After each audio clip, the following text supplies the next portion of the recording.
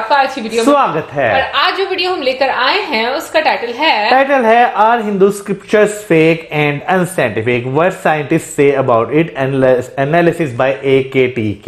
Well, देख लेते हैं ये वीडियो, लेकिन इससे पहले इस वीडियो के चैनल का वीडियो लिंक जो आपको हमारी वीडियो की डिस्क्रिप्शन मिल जाएगा। सब्सक्राइब कर, लाइक कर, शेयर कर, फॉलो करेंगे चैनल को। उसके अलावा हमारे ब्लॉग चैनल का लिंक और इंस्टाग्राम का लिंक भी हमारी वीडियो की डिस्क्रिप्शन मिल जाएगा। सब्सक्राइब कर, लाइक कर, शेयर कर, फॉलो करें। चलिए देख लेते हैं ये वीडियो। हिंदू स्क्रिप्चर्स बड़े ही साइंटिफिक हैं। अच्छा, साइंटिफिक, अबे साइंस अलग होती है, मिथ अलग होते हैं। स्क्रिप्चर्स मिथ है और माइथोलॉजी को साइंस से अलग रखना चाहिए।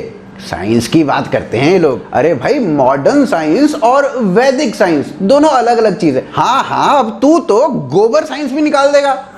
भक्त कहीं का। आप सभी ने कुछ इसी तरीके का वार्तालाप अपने लिब्रांडो दोस्तों के साथ एक्सपीरियंस किया होगा, जब भी आप उनके साथ कुछ ऐसा कॉन्वर्सेशन करते होंगे। लेकिन क्या आपके लिब्रांडो दोस्त ये बात कार्ल सागन, जो कि दुनिया के सबसे बड़े एस्ट्रोफिजिसिस्ट रहे हैं, उनको बोल सकते हैं? दुनिया हमारे ग्रंथों को पढ़ पढ़कर ना जाने क्या क्या पेटेंट करा रही है, हम अपने ग्रंथों को गालियों पे गालियां दिए जा रहे हैं। तो आज की इस वीडियो में हम जानेंगे कि दुनिया के साइंटिस्ट भारतीय स्क्रिप्चर्स के बारे में क्या सोचते हैं, साथ ही साथ क्या हमारे जो स्क्रिप्चर्स हैं वो साइंटिफिक हैं या नहीं हैं। आप हमारे साथ बने रहिए, देखते रहिए आज की ताजा खबर।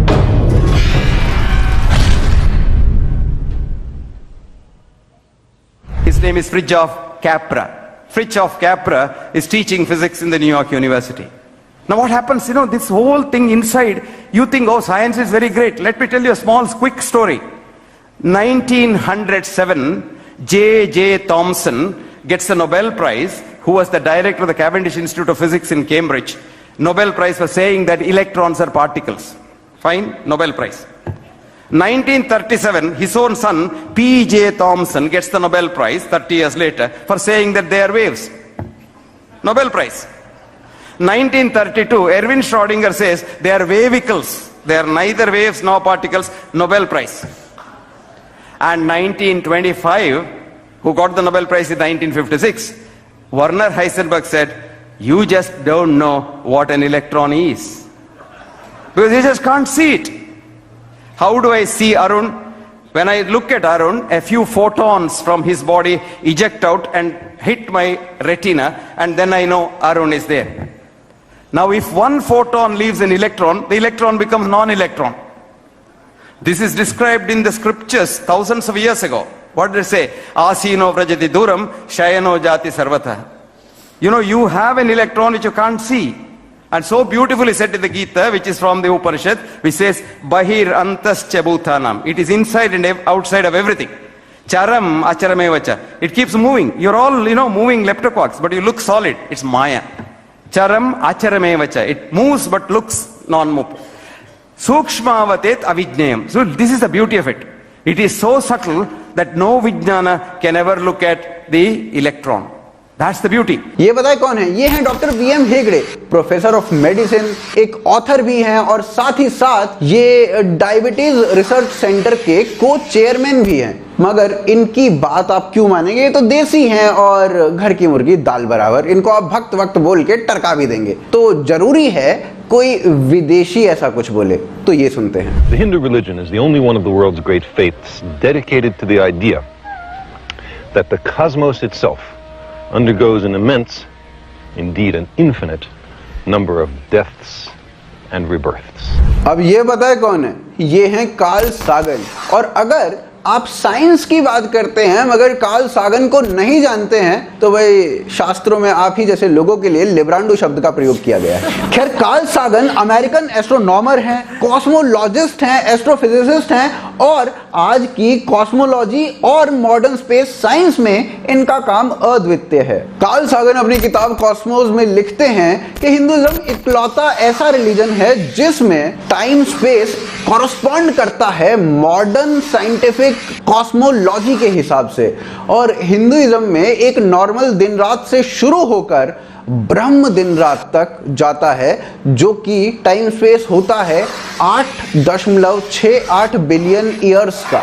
सागन अपनी किताब में आगे लिखते हैं कि ये जो टाइम स्पेस है ये सूर्य की एज से भी ज्यादा लंबा टाइम स्पेस है, अर्थ की एज से ज्यादा लंबा है और बिग बैंग के समय से आधा टाइम स्पेस है। यह बात एक साइंटिस्ट कह रहा है, ना कि मैं और आप या कोई और भक्त। अब आप सोचिए कि ये सारी इंफॉर्मेशन एक वीडियो के फॉर्म में ना होकर एक इंटरनेशनल स्टैंडर्ड की डॉक्यूमेंट्री के फॉर्म में हो, तो आप सोचिए कि उसका इंपैक्ट, विजिबिलिटी और एक्सेप्टेंस कितना ज्यादा बढ़ जाएगा। अब कुछ ऐसी ही तैयारी हम लोग भी कर रहे हैं अपने नए चैनल्स के साथ, जो कि हिस्ट्री और पॉडकास्टिंग पर बेस्ड है। तो कुछ ऐसी ही डॉक्यूमेंट्रीज हम लेके आएंगे उन चैनल्स में।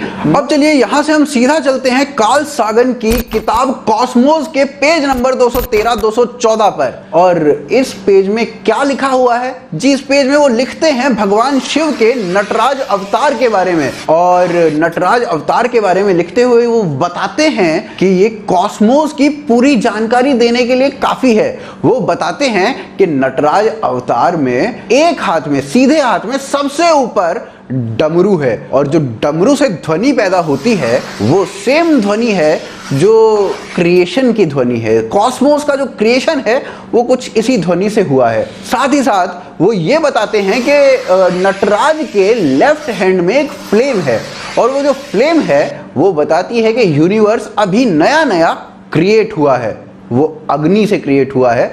और साथ साथ वो कहते हैं कि करोड़ों सालों के बाद ऐसे ही डिस्ट्रॉय भी हो जाएगा। इसी पेज पर कार्ल सागन आगे लिखते हैं कि जब यूरोपियंस हजारों साल पहले की बिब्लिकल थियोरी की बात करते थे, तब मायंस जो थे वो मिलियंस साल पहले की बात करते थे और हिंदूज बिलियंस साल पहले की बात करते थे।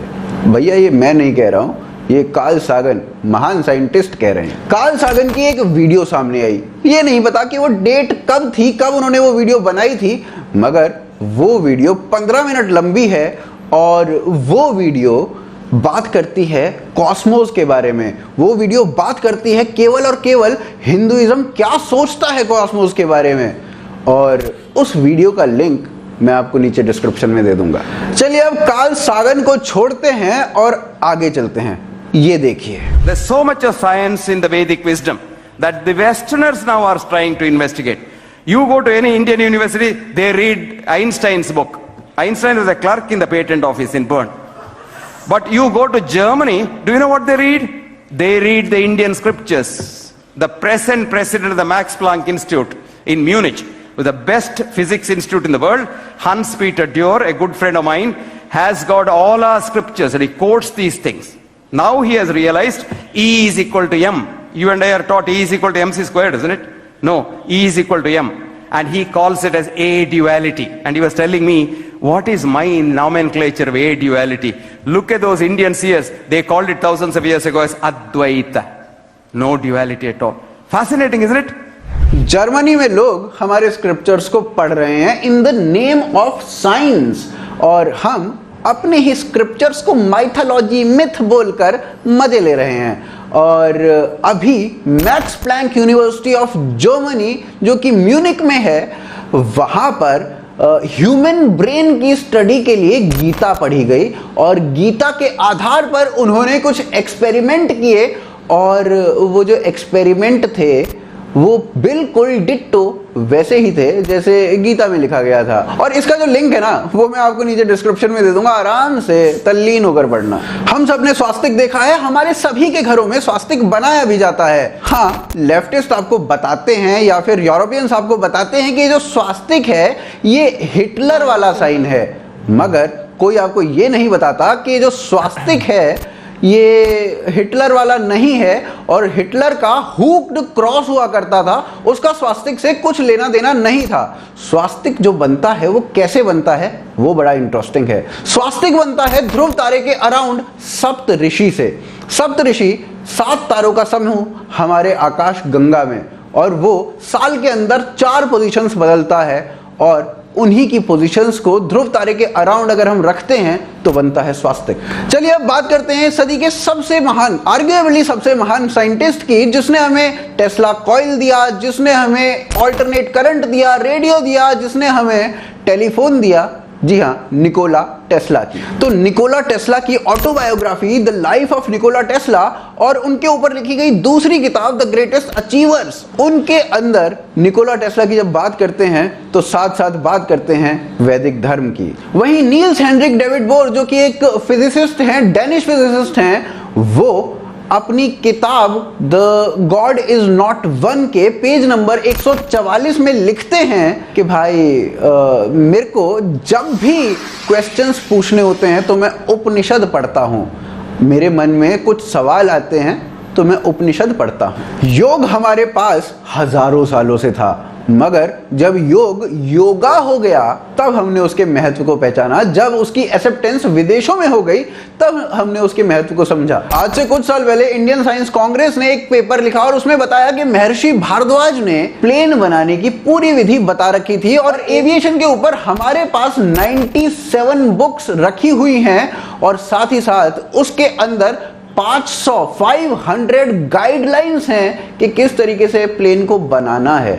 और उन्होंने ये भी बताया कि प्लेन जो है, इसका यूज जो है वो एक कॉन्टिनेंट से दूसरे कॉन्टिनेंट, एक देश से दूसरे देश में जाने के लिए किया जा सकता है, जो कि हवा में उड़ सकता है। और इसी एविएशन स्क्रिप्ट्स के ऊपर साइंस टीवी ने एक डॉक्यूमेंट्री बनाई थी, 2-3 मिनट की डॉक्यूमेंट्री थी, वो आप देखिए। University of California at Irvine, April 2017. Aerospace engineer Travis Taylor has obtained a model of an aircraft. उसमें उन्होंने बताया था कि पूरे उसी हिसाब से जैसे इंडियन स्क्रिप्ट्स में लिखा है वैसे प्लेन बनाने का तैयारी किया गया और उसके बाद वो प्लेन हवा में उड़ा भी। Whose design specifications are based solely on information gleaned from ancient Indian texts that are believed to have been formally set to writing in 500 BC. The aircraft model, created using details garnered from the ancient Indian texts, has proven to be flight-worthy. Is it possible that by studying the ancient Indian texts, we may be able to recreate advanced technology that existed thousands of years ago in India? मगर बड़ी ही आसानी से हम कह देते हैं तू तो भक्त है, तुम्हारे स्क्रिप्चर्स तो मिथ हैं, माइथोलॉजी हैं, इनमें कुछ रियलिटी है ही नहीं, साइंस और इसका कुछ लेना देना ही नहीं है। तो भैया ऐसे लोगों को मुंह तोड़ जवाब है ये वीडियो, और ऐसे लोगों के लिए मुंह तोड़ जवाब देने वाली डॉक्यूमेंट्रीज भी हम बनाना चाहते हैं। तो आप हमें सपोर्ट कीजिए, सपोर्ट के लिए लिंक जो है वो डिस्क्रिप्शन में दिया गया है। आप हमारे साथ बने रहिए, देखते रहिए आज की ताज़ा खबर। जब हम पुराने वक्तों की बात करते हैं, ये नहीं कि क्या नाम है तो कि 50, 60, 70 साल पुरानी, इससे भी ज़्यादा पुरानी है कि कई हज़ारों साल पुरानी बात करते हैं, तो हम वाकई एक बार सोचते हैं चीज़ों के बारे में। लेकिन इस बात में कोई शक नहीं कि चीज़ें जो है वो रियलिटी में कभी ना कभी एग्जिस्ट करती थीं। लेकिन मैं ये बोलूंगी कि जब से वीडियोस देखना शुरू हुए हैं तब से मुझे ज्यादा चीजों का पता चलना शुरू हुआ है कि प्रैक्टिकली विद प्रूफ लॉजिक हम लोगों को चीजें हमारे सामने आती हैं। उससे पहले आपको बता भी दी जाती थी ना, तो आप लोग इतना, मतलब एक आम बंदे की मैं बात करूंगी, कभी फोकस नहीं किया जाता। लेकिन जब से हम लोगों ने वीडियोस देखी हैं, हिंदुइज्म के बारे में पढ़ा है, वाकई में बहुत सारी ऐसी चीजें हैं जो मतलब आई बिलीव के हैं और होती थी उस टाइम पर। और एंशिएंट टेक्नोलॉजी की अगर बात करें वो डिफरेंट फॉर्म्स में हम लोगों को नजर आती है। उसकी एग्जिस्टेंस हम ये नहीं कहेंगे कि सिर्फ टेक्स्ट बुक्स में है। अगर हम लोग बात करें तो हमें बहुत पुराने पुराने ऐसे टेम्पल्स दिखाई देते हैं, ऐसे सिटीज दिखाई देते हैं, या फिर हमें ऐसे केव्स दिखाई देती हैं, ऐसी सिविलाइजेशन दिखाई देती हैं जो कि अपने आप में एक बोलता सबूत है कि उस टाइम पर लोग कितने एडवांस हुआ करते थे, जिस पर लोग आजकल के रिसर्च कर रहे हैं। और इवन के वो चीजें जो उन लोगों ने उस टाइम पर डिस्कवर करके बना दी हुई थी, वो आज के टाइम के लोग भी हैरान है कि वो किस तरह से वो चीजें बनी हुई है और आज तक उनकी वो एक मतलब एक कहते हैं ना लाइफ कैसे है अभी तक। यार ये मैं अगर बात करूँ ना, पुराने जमाने में जो चीजें जिस तरह इस्तेमाल की जाती थी, लोग मुझे लगता है काफी ज्यादा होनहार होते थे उस जमाने में। वो जिस तरह की टेक्नोलॉजी इस्तेमाल करते थे, चीजों को जिस तरह समझते थे। आजकल तो नो डाउट लोग उस तरह चीजों को नहीं समझते, क्योंकि आजकल का वक्त ही बहुत ज्यादा ना वो मिक्स हो चुका हुआ है। लेकिन उस जमाने के जो लोग थे, जिस तरह वो चीजें बनाते थे, हर चीज का ध्यान रखते थे। जैसे हम पुरानी सिविलाइजेशंस की बात करते हैं, अगर ना डिस्कवर हुई होती तो हम लोगों ने कहाँ मानना था, ठीक है ना। लेकिन वो डिस्कवर हुई हैं, जब हम उन्हें देखते हैं अपनी आंखों से, उनका एक निज़ाम देखते हैं तो पता चलता है कि भाई ये लोग कितने ज़्यादा एडवांस थे।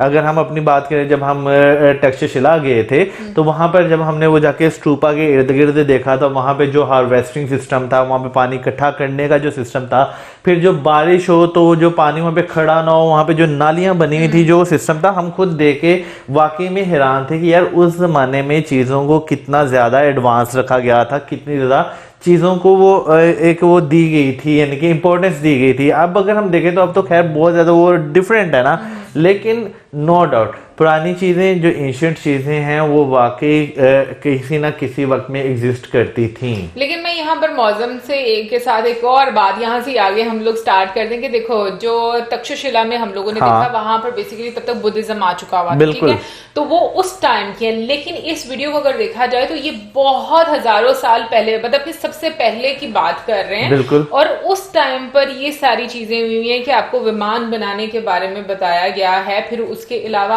आपको जैसे कि कॉस्मोस के बारे में, ऑनेस्टली बोलो तो मुझे कॉस्मोस का इतना ज्यादा नॉलेज नहीं है, और हाँ मतलब साइंस से रिलेटेड चीजों का मुझे इतना ज्यादा नॉलेज नहीं है। बट ये कि एक चीज जो इतने हजारों सालों पहले बुक्स में थी और जिस तरीके से बताया गया, इवन कि मैं बहुत हैरान हुई हूँ एक चीज को लेकर कि जो वो डमरू का साउंड है उसको लेकर के जो क्रिएशन होती है, मतलब कॉस्मोस की या क्या यूनिवर्स की जो हाँ जो मतलब वो क्रिएशन होती है। मैं इसमें गलत भी हो सकती हूँ वैसे, क्योंकि अगेन मैं कह रही हूँ कि मेरे साइंस से इतना नॉलेज नहीं है। मुझे भी कॉस्मोस का इतना नॉलेज नहीं है, लेकिन ये कि मैं इसको सीखूंगी, मैं इसको पढ़ूंगी और समझूंगी, मुझे भी समझाइएगा। हाँ, बिल्कुल समझाऊंगी। तो ये वाकई में हैरानकुन चीजें हैं, ये ऐसी चीजें हैं कि आप इनके बारे में सोचते हो। और फिर उसके बाद फायर के बारे में कि ये जो दुनिया है ये अग्नि से बनी है, और पता है जैसे, और अग्नि से ही इसने खत्म हो जाना है। अब इसके बारे में बहुत सारी, देखो मैं ये बात सोचती हूँ कि डिफरेंट टेक्स्ट बुक्स में ना एक ही बात को ना डिफरेंट तरीकों से बताया गया है। अभी अगर मैं हमारे रिलीजन की बात कर दूं, अब बहुत सारे लोग कहेंगे कि ये हमेशा इस्लाम को भी इसमें क्यों ले आते हैं, क्योंकि बातें सुनी होती हैं, तो फिर मैं कहीं ना कहीं पर वो जब कॉमन चीजें देखती हूँ तो फिर मैं डिस्कस करती हूँ कि उस मतलब अगर एक जगह पर ऐसे लिखा हुआ है तो दूसरी जगह पर किसी और तरीके से बता दिया गया है। तो हमें भी यही बात बोली जाती है कि जब दुनिया खत्म होगी तो सूरज इतना वो नजदीक, मतलब ये एक अग्नि वाला एक देखा जाएगा कि मतलब वो एक गर्मी की शिद्दत इतनी ज्यादा बढ़ जाएगी। वो अगर देखा जाए तो मैं रिलेट कर पा रही हूँ कि वो ही एक अग्नि वाला ही कॉन्सेप्ट दिया गया, तो मैं इसलिए चीजें ना वो रिलेट कर पाती हूँ और मैं आप लोगों के साथ डिस्कस करती हूँ। बट ये चीजें वाकई में मेरे लिए भी हैरानकुन थी। बट हाँ, प्रॉब्लम जरूर है, हम लोग चीजें उतना नहीं मुझे लगता कि समझते, जब तक कि उस पर कोई स्टैंप हमें किसी फॉरेनर की ना लग जाए या वो कह ना दे। क्योंकि मुझे लगता है कि इतने सालों से अगर हमारे लोग जो हैं वो अगर गफलत में रहे ना, तो उसकी रीजन ये है कि हम लोगों ने अपनी चीजों को वो वैल्यू इंपॉर्टेंस नहीं दी और उनको उस तरीके से एक्नॉलेज नहीं किया। मैं अगर यहाँ बात करूँ तो हम जो है सुनते थे बचपन में कि जब अंग्रेज यहाँ पर आए, हमारी जो है किताबें उठा कर ले गए, वहां पर जाके इन्होंने फिर स्टडी किया और वो जो है आज वो तरक्की कर रहे हैं उन चीज़ों पर। तो नो डाउट ये रियलिटी है। जितनी भी यहाँ पे जो किताबें हैं, जो एंशिएंट किताबें हैं जो लिखी गई हैं, जिनमें एक डिटेल दी गई थी कि भाई क्या है क्या नहीं है, किस तरह दुनिया शुरू हुई, क्या था, वो सब तो वो उठा कर ले गए, ठीक है ना। उन्होंने उस पर रिसर्च करी, उन्होंने उस पर वर्क किया और फिर वही बात आ गई कि उनके ठप्पे लगे तो हम लोग भी भाई वो हकीकत माना शुरू हो गए कि हाँ भाई ये जो जितना भी है ये सब कुछ सच है। तो ये जो है ना वाकई तफरका जो है हम लोगों ने खुद पैदा किया हुआ है यहाँ पर अपने जो है ना एक सब कॉन्टिनेंट में, कि भाई वो उनकी थ्योरियां सही हैं, हमारी थ्योरियां जो हैं वो पता नहीं शायद मिथ्स हैं। और हम जो है पाकिस्तान में बात करें तो हमें भी वही वो पता नहीं कौन से घिसे पिटे जमानों के, नहीं मैं बुक्स की बात करने लगा हूँ, आउटडेटेड बहुत बुक्स हैं। मुझे तो पूरी बात कर लेना दिया करे ना, कि मैं वही बात कह रहा हूँ कि हमारे यहाँ पे भी जो बुक्स पढ़ाई जाती है वो पता नहीं वो कौन से घिसे पिटे वही थ्योरियाज हैं, वही अंग्रेजों की जो यहाँ पे पहले दे दी गई हैं, हमें बता दी गई, हमने उन्हें नहीं पढ़ना। लेकिन वो जब एक चीज को अपने वर्ड्स में ट्रांसलेट करके हमारे पास लेकर आते हैं ना, हम कहते हैं हाँ भाई ये सही बोला इन्होंने। मैं यहाँ पर ना एक और बात बोलना चाहूंगी, ये मुझे ना थोड़ी सी अजीब सी बात लगती है कि हम लोग अंग्रेजों को तो पढ़ सकते हैं, ठीक है ना, लेकिन हम लोग हिंदू टेक्स्ट बुक जो है वो नहीं ऐड कर सकते। मुझे लगता है कि अगर आपको ज्ञान कहीं से भी मिलता है आपको वो ऐड करना चाहिए। जैसे सऊदी ने अभी रिसेंटली भाई अपनी जो रामायण को जो है वो ऐड किया है अपने करिकुलम में, बहुत अच्छी बात है। आप लर्न करना चाहिए आपको चीज़ों को। और उसके अलावा जैसे कि मतलब मैं ये कहूँगी कि अभी भी स्टिल वहां पर जर्मनी में जैसे जिक्र किया गया कि वहां पर पढ़ाया जा रहा है और चीजें सिखाई जा रही हैं बच्चों को। इवन कि अगर देखा जाए तो बहुत अरसे तक मुझे लगता है कि गफलत में रहने की वजह से ही हम लोग इतने ज्यादा पीछे हैं। बट एक मैं चीज यहाँ पर बोलना चाहूंगी, क्योंकि हम लोगों ने रामायण देखी, ठीक है, हम लोगों ने हनुमान जी का वीडियो देखी, फिर उसके बाद हम लोगों ने महाभारत देखी। और बहुत सारे लोग पूछ रहे थे कि मैं कौन सी वाली महाभारत देख रही हूँ, तो मैं बी आर चोपड़ा की महाभारत देख रही हूँ और मुझे देखने का इतना मजा आ रहा है, राजबब्बर जी वाली। हाँ, और इतना मजा आ रहा है कि मतलब मेरा दिल करता है मैं अभी जल्दी जल्दी से नेक्स्ट एपिसोड देखूं। बट ये कि कल वैसे मैंने 2 और एपिसोड देख लिए थे, हालांकि मैंने डिसाइड ये किया कि एक दिन में 1 एपिसोड देखना है, बट क्योंकि और बहुत सारे काम होते हैं उसके साथ साथ, तो लेकिन इतना मुझे मजा आ रहा था। इन सबको देखने के बाद मैं ऑनेस्टली बताऊं, बहुत सारे लोग ये बात बोलते हैं कि ये मतलब एक कॉन्सेप्ट होता है कि भाई ये रिलीजियस चीजें हैं। मुझे ये रिलीजियस चीजें नहीं लगी कोई भी। मुझे क्या लगा कि उसमें एक लेसन दिया गया है कि लोग कैसे बिहेव करते हैं, या आपको राजनीति कैसे करनी है, पॉलिटिक्स, आपको किस तरीके से सिचुएशंस को हैंडल करना है, आपको अपनी ताकत का इस्तेमाल कहाँ पर करना है, आपको अपने इमोशंस कहाँ पर इस्तेमाल करने हैं, किस किस तरीके से चीजें होनी चाहिए।